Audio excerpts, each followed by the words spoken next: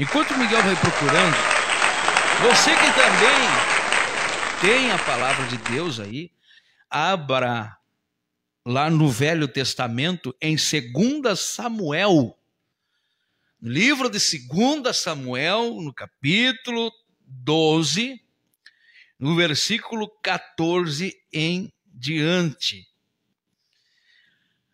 Prestem atenção, meus queridos irmãos, que hoje eu vou falar em algo que possa estar aí no seu coração.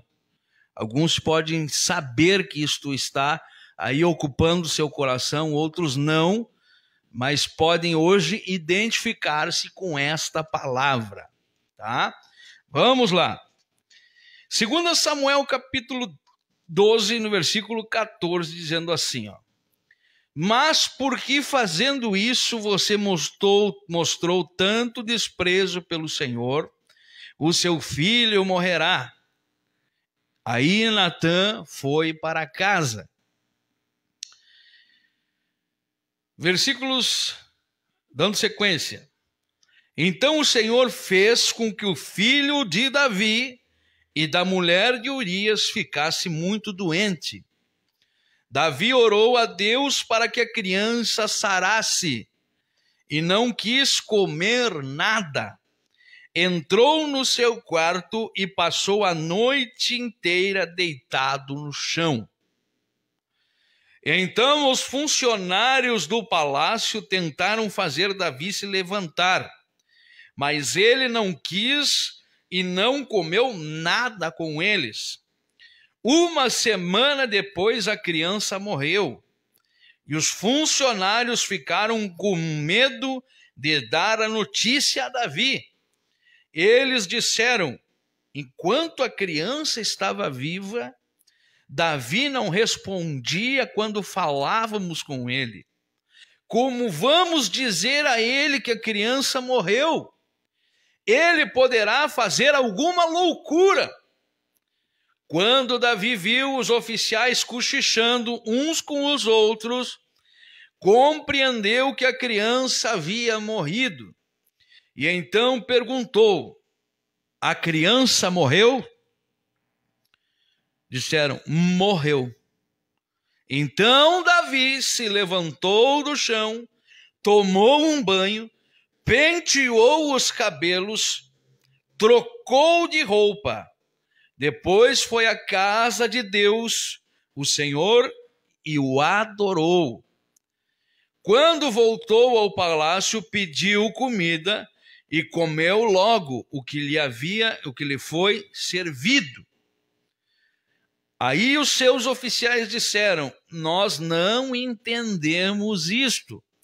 Enquanto o menino estava vivo, o Senhor chorou por ele e não comeu. Mas logo que ele morreu, o Senhor se levantou e comeu.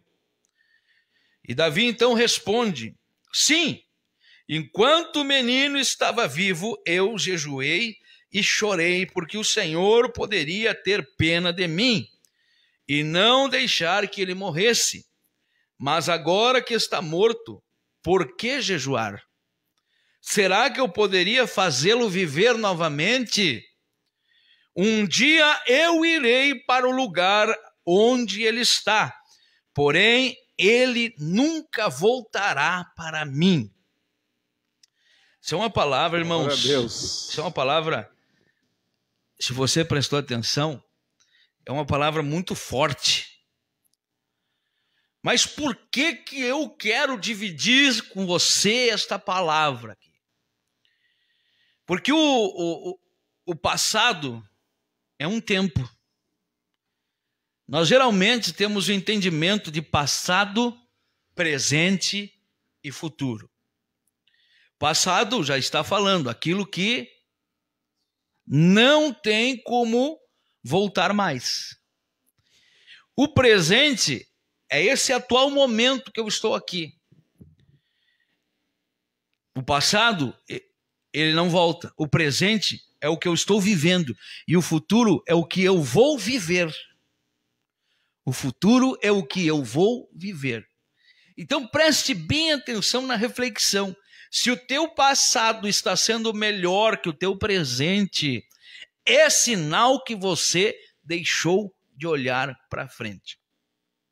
E Miguel, sabe que eu estava vindo para cá e dentro desta reflexão, o Espírito Santo ainda me deu mais uma reflexão.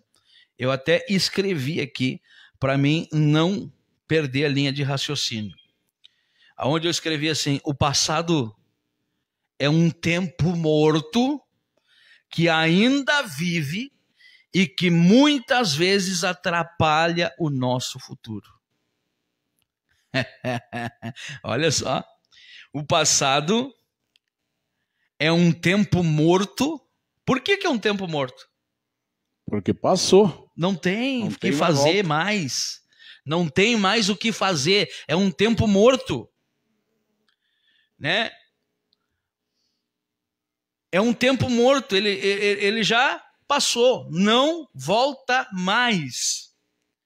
E eu vejo a importância desta reflexão e desta palavra, porque tem pessoas, irmãos, que estão vivendo mais no passado do que no presente. Então, elas deixam de olhar para frente, elas param de sonhar, elas deixam de almejar, elas não conquistam mais. Por quê? Porque elas vivem do passado e no passado. E você sabia que uma pessoa depressiva, ela vive no passado? Mas eu tenho que dizer para você que o passado é um tempo morto, que ainda vive. Por que que ainda vive? Porque existe a lembrança do passado. E essa lembrança do passado, ela tanto pode te prejudicar, como também pode te impulsionar para ser melhor no futuro. Então, por que que eu vim aqui e peguei essa história do salmista Davi? Ele cometeu um erro. E através desse erro houve consequência. E uma consequência muito dolorida para a vida dele. Porque o filho que ele teve, meu querido irmão, né, acabou morrendo. E o que me chama a atenção, meu querido irmão, é que ele fez tudo o que ele tinha que fazer. Depois que ele se deu conta, depois que o profeta chegou e mostrou para ele o erro que ele tinha cometido, ele se arrependeu. Mas mesmo com o arrependimento dele, a consequência do nosso erro, ela acontece. Eu conheci uma pessoa que ela tinha cometido um erro no passado e ela aceitou a Jesus Cristo como Senhor da sua vida, mudou de vida, né? Se tornou uma pessoa direita, correta, porém havia algo contra ela no passado. E aquele homem, por mais que ele tenha se tornado uma pessoa doce, uma pessoa pura, porque Deus transformou o coração daquela pessoa, ela acabou sendo presa, né? E cumpriu vários anos de detenção, vários anos de cadeia. Por quê? Porque muitas vezes, né, nós colhemos daquilo que nós plantamos. Então, meus irmãos, você vê que o salmista Davi, ele acaba colhendo aqui para ele uma dor muito grande. Mas por que que eu estou citando ele aqui? Porque eu quero que você entenda o seguinte. Versículo 16, Davi orou a Deus para que a criança sarasse e não quis comer nada. Quer dizer, enquanto havia esperança, no sentido, enquanto a criança respirava, enquanto tinha fôlego de vida, ele fez tudo o que ele tinha que fazer no sentido de sacrifício com Deus. Ele não comeu, ele jejuou, ele sacrificou, ele ficou prostrado, ele não falava com ninguém, tanto que é que os seus súditos conversaram entre si. Bom, se a criança nem morreu, ele já está desse jeito, imagina a hora que ele souber que a criança morreu. Mas Davi nos dá aqui um grande exemplo. Não do erro, mas da conduta que ele teve quando a situação aconteceu. Quando ele soube que tudo que ele tinha feito em oração, em jejum, em pagar o preço, em pedir para Deus que a criança ficasse sã, e como não aconteceu, a criança morreu, todos pensaram, bom, agora ele vai cometer uma loucura. Agora a coisa vai degringolar. Davi age de uma outra forma. E eu estou falando isso, meu irmão, porque tem muitas pessoas aí que deixaram de viver a vida delas, porque muitas vezes perderam entes queridos, e esses entes queridos estão tão vivos no seu coração que atrapalham essas pessoas de avançarem, de progredirem. Irmãos, ontem foi Dia das Mães, e eu sei que teve muitos filhos, e também muitas mães que perderam os filhos, que de repente olharam para dentro de si e disseram assim, eu não tenho motivo nenhum. Eu não tenho motivo nenhum porque eu perdi meu filho. Eu não tenho motivo nenhum porque eu perdi minha mãe. Mas eu quero trazer uma palavra de esperança porque nós temos aqui o exemplo do salmista Davi. Ele foi contra a lógica. Irmãos, Eclesiastes 3 está escrito que há tempo para todas as coisas. Há tempo de nascer e há tempo de morrer. Há tempo de abraçar e há tempo de não abraçar. Há tempo de chorar e há tempo de sorrir. Contudo, o tempo é implacável, o tempo só anda para frente, o tempo não retrocede. E quando nós queremos voltar ao passado, nós perdemos uma grande oportunidade chamada futuro. Muitos de vocês estão aí entendendo o que esta palavra está falando. Você veja que Davi, então se levanta, toma um banho, se penteia e vai comer. E todo mundo fica pensando assim, agora que a notícia ruim veio, ele age de outra forma. Então eu estou te perguntando para você, qual o passado tem atormentado o teu atual momento? Pastor Marcelo, eu não consigo me livrar dessa dor, eu não consigo me livrar desse pensamento do que me fizeram lá no passado. Pastor Marcelo, eu não consigo esquecer uma pessoa que foi forte para mim, no meu coração, no meu sentimento. Irmãos, olha o que o salmista Davi nos deixa como exemplo aqui, ó. Ele disse, enquanto o menino estava vivo, eu jejuei, chorei, porque o Senhor poderia ter pena de mim e não deixar que ele morresse. Mas agora, olha aqui, agora, no atual momento, ele está falando agora que o menino morreu, que não tem mais o que eu fazer, porque eu não posso fazer com que ele volte à vida. O que ele disse aqui, ó? Mas agora que está morto, para que eu vou jejuar? Né? Para que eu vou agora me martirizar? Para que agora eu vou me sacrificar? Eu devia ter feito isso antes, eu devia ter pensado antes. Será que eu poderia fazê-lo viver novamente? E aqui está, para mim e para você, esta palavra fortíssima. Um dia eu irei para o lugar aonde ele está. Porém, ele nunca voltará para mim. O que eu estou dizendo para você é que é para frente que se anda. Irmão, se você perdeu um ente querido, cumpriu-se o ciclo. Às vezes, nós precisamos entender e deixar que o nosso coração compreenda que nós não perdemos ninguém. Nós devolvemos aquele que nos deu. Sabe? Então nós temos que ter esse entendimento. Então o passado é um tempo morto que ainda vive, por quê? Porque tudo está gravado na memória, tanto na memória do ser humano, quanto no HD celestial, na memória de Deus.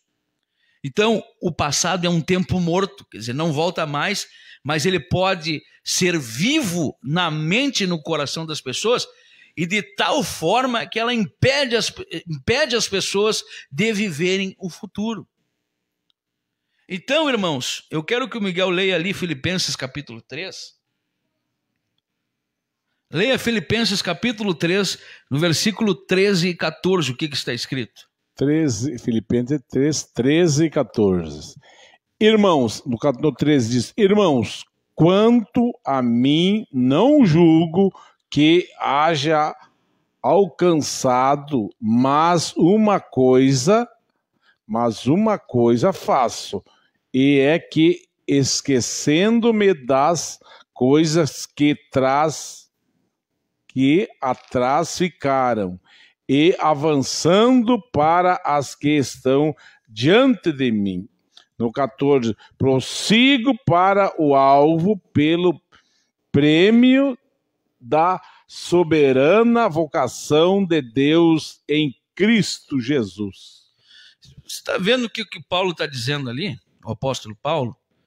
Eu, porém, uma coisa eu faço. Eu esqueço daquilo que já passou.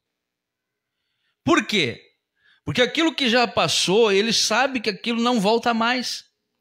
Sabe, eu não sei você, mas eu já pensei muito em voltar ao meu passado, reunir os meus amigos, fazer aquele jogo de bola que nós fazia, e eu até tentei fazer isso.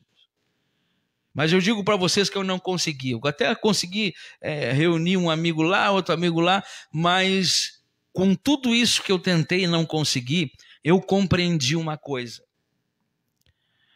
A vida anda para frente e as circunstâncias mudam. E se eu ficar apegado ao passado, eu deixo de viver, eu deixo de crescer, meus irmãos.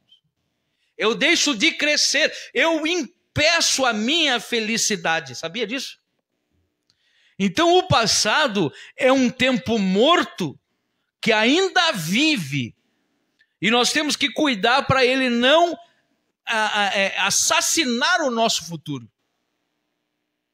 Se o teu passado tem sido melhor que o teu presente, é sinal que você não olhou para frente, deixou de olhar para frente. O apóstolo Paulo está dizendo, olha, uma coisa eu faço, eu sigo olhando para frente, para o alvo. Por isso você tem que ter um alvo adiante de você, na frente, não atrás. Porque se o teu alvo estiver lá atrás, você vai ficar depressivo, você vai ficar deprimido, você vai deixar de viver a vida que Deus tem para ti, porque é para frente que se anda, o tempo anda para frente, o tempo não retrocede. E Deus está falando com muitas pessoas que ficaram lá atrás. Eu já conversei com pessoas, e eu acredito que você que está me vendo, Miguel também, que as pessoas não almejam nada para frente. Ela só fala daquilo que ela viveu. E Deus não te chamou para isso. Se você está ainda vivo com fôlego de vida sobre esta terra, você ainda tem o direito, e eu vou dizer uma coisa, o dever de olhar para frente. Pastor, o senhor não sabe o que eu passei. Pastor, o senhor não sabe. Olha, você sabe o que Jesus passou? Mas tu sabe por que ele passou aquilo? Porque ele olhou para frente. Sabia?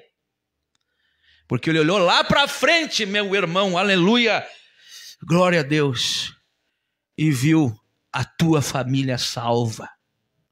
Ele olhou lá para frente, viu teus tataranetos, a tua descendência, sendo salva através da morte dele na cruz do Calvário.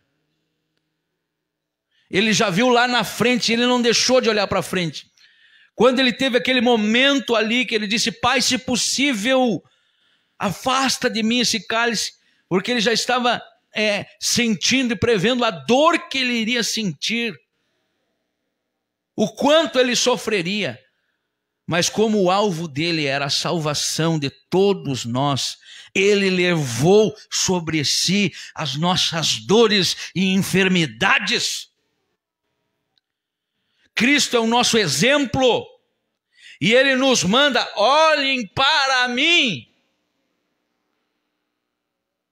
Aqueles discípulos de Jesus, quando encontraram aquele mendigo na Porta Formosa, eles dizem: olhem para nós. Ei, o teu foco está errado, a tua visão está distorcida, você está prendido neste passado. Você precisa olhar para a frente, olhem para nós. Cristo está dizendo para ti hoje aí, meu querido irmão: ah, mas eu sofro porque eu perdi quem eu tanto amava. Você não perdeu, você devolveu para Deus. Nada nesse mundo, nem o teu corpo é teu. Tudo pertence a Ele. Agora, quando nós nos apropriamos, nós queremos, nos tornamos possessivos e ciumento, a gente não aceita quando perde. Mas eu quero dizer para ti, meu querido irmão, que Paulo nos dá esse exemplo. Davi nos dá aquele exemplo. Tem pessoas que não conseguem ser felizes na vida sentimental. Por quê? Porque elas estão presas lá no passado. Elas estão presas lá naquele relacionamento que de repente não deu certo. E aquela pessoa pensa: ah, se eu voltasse lá no tempo e com o entendimento que eu tenho hoje, daria certo. Se você voltasse no tempo, mas você não pode voltar no tempo.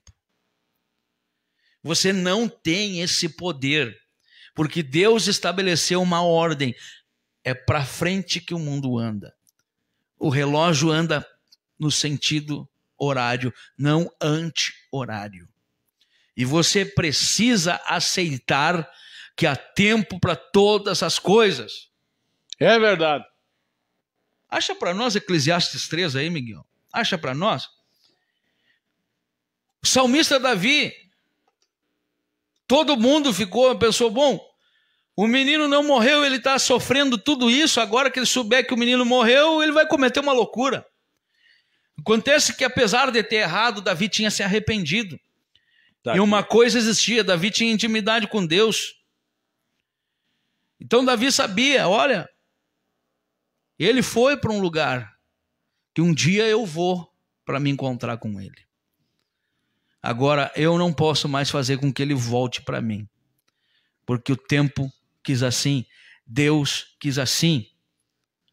Então, meus irmãos, há tempo que a gente vai ter as pessoas na nossa volta, e vai ter tempo que não vai existir mais essas pessoas. Eu me lembro, Miguel, quando vocês comemoraram 82 anos da tua mãe? É isso. 82, 83? 82. Né? E ali vocês comemoraram aquele aniversário, né, conscientes de que dali para frente não se saberia quanto tempo teriam mais a oportunidade da dona Demetilde. Né? E as coisas são assim, dessa maneira. Nós estamos aqui, mas um segundo para frente nós não sabemos. Então, por isso, eu não devo olhar para trás, eu tenho que olhar para frente. O que está escrito em Eclesiastes 3? O título diz: há para todas as coisas um tempo determinado por Deus. Tudo tem o seu tempo determinado. Há tempo para todo o propósito debaixo do céu. No 2 diz: há tempo de nascer, há tempo de morrer, tempo de plantear, tempo de arrancar o que se plantou. Olha aí. E assim vai.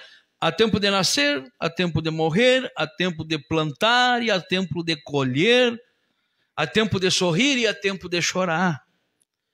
Só que, irmãos, tudo isso tem que ser na perseverança, na constância, andando para frente. Então eu quero deixar essa palavra para você, porque se você está reclamando, você está achando que o seu passado é melhor que o seu presente, que é melhor que o seu atual momento, eu digo para você que você parou de olhar para frente. Mas tu não sabe o que eu estou vivendo. Eu sei que ainda tem oportunidade para ti. Sabe como é que eu sei? Porque tu está aí, está me vendo. Sabe como é que eu sei? Porque tu está ainda respirando. Jesus estava sendo crucificado. Jesus estava preso, fraco, debilitado, pregado na cruz do Calvário e estava salvando. Lembra do ladrão da cruz? Um na direita, outro na esquerda. Um ficou ali blasfemando, achou melhor reclamar, se queixar. O outro pensou no futuro. Disse, olha, lembra de mim. Eu mereço estar aqui, mas esse homem não merece. E ele sentiu que ali do lado dele não era alguém como qualquer outro. Não era qualquer um que estava ali. Então que ele se arrepende e diz, lembra-te de mim quando entrares no paraíso. Então é isso que eu quero dizer para você. O passado é um tempo morto que ainda vive. Agora, se você deixar ele ser tão vivo e presente na sua vida, ele vai matar o seu futuro. E não foi para isso que Deus te criou. Deus te criou para andar para frente. O que foi feito lá atrás, o que passou, não pode retroceder. Mas você ainda está respirando, você ainda tem fôlego de vida e pode olhar para frente. E como disse aqui a palavra, há tempo de plantar. Você pode plantar hoje e experimentar a colheita amanhã, em nome do Senhor Jesus Cristo. Amém? Eu quero orar por você, meu querido irmão. Quero que a graça e que o Espírito Santo esteja entrando no seu coração e na sua mente, e que essas amarras do passado, essas prisões que estão aí prendendo os teus pés de andar para frente, venham cair por terra e você possa olhar e ter uma perspectiva, voltar a sonhar e desejar, alcançar, almejar, construir, fazer, ajudar, ganhar alma. Por isso que você tem a chance de cumprir o ID do Senhor. Amém, meus irmãos? Quero pedir então o presbítero Miguel Leirinha levantar a voz em oração. Enquanto isso, você também vai pensando sobre tudo que foi falado, e hoje você pode tomar uma posição com Deus e iniciar esta nova caminhada sem ficar olhando para trás. Lembra da mulher de Ló? É verdade. Ela olhou para trás. E olhar para trás não significa simplesmente olhar para trás, é desejar voltar da onde Deus te tirou. E se Deus te tirou daquele caminho torto, irregular, daquela lama, é porque Ele tem o melhor para ti lá na frente. Glória a Deus, aleluia. Amém? Aleluia, amém. Glória a Deus. Senhor nosso Deus e Pai, os louvores foram entoados, Pai, meu santo e maravilhoso Deus. A oração da fé foi feita, meu Pai. Meu santo e maravilhoso Deus, mas agora nós ouvimos a Tua palavra. E a fé vem através do ouvir e ouvir a palavra de Deus, Pai. Meu santo e maravilhoso Deus, eu creio, Pai, em nome de Jesus, que essa palavra passou por aqui, meu Pai. Por aqui, pelo galpão da amizade, Pai. Esse simples galpão aqui na cidade de Gravataí, Pai. Mas, meu Paizinho querido e amado, ela entrou no coração, na mente, Pai, das pessoas no Rio Grande, no Brasil e no mundo, Pai. Em nome de Jesus Cristo, Pai, nós te agradecemos, Pai, por essa oportunidade. Uma oportunidade única, meu amigo, meu irmão, de tu aceitar o Senhor como único e suficiente Salvador da tua vida. Se ainda tu não aceitou Jesus como teu único e suficiente Salvador, faça um propósito com Deus nessa noite. Faça um propósito com Deus nessa noite, porque na palavra do Senhor foi lida em Eclesiastes número 13, que há tempo para todas as coisas, há tempo para todo propósito aqui debaixo da terra. E é nessa fé que eu passo para o pastor Marcelo para ele dar o encerramento nesse culto nessa noite. Em nome de Jesus. Aleluia. Diga glória comigo, em nome de Jesus, diga comigo agora. Em nome de Jesus. Eu repreendo todo passado de amargura e dor de dor, de sofrimento, que muitas vezes vem me atrapalhar, de andar para frente. Eu repreendo todo o mal, toda a seta do inimigo, toda obra do maligno, caia por terra, em nome de Jesus. Você que crê, diga amém. Amém. Amém, meu irmão. Amém. Aceite o Senhor Jesus como Senhor da tua vida e você verá um futuro brilhante, maravilhoso.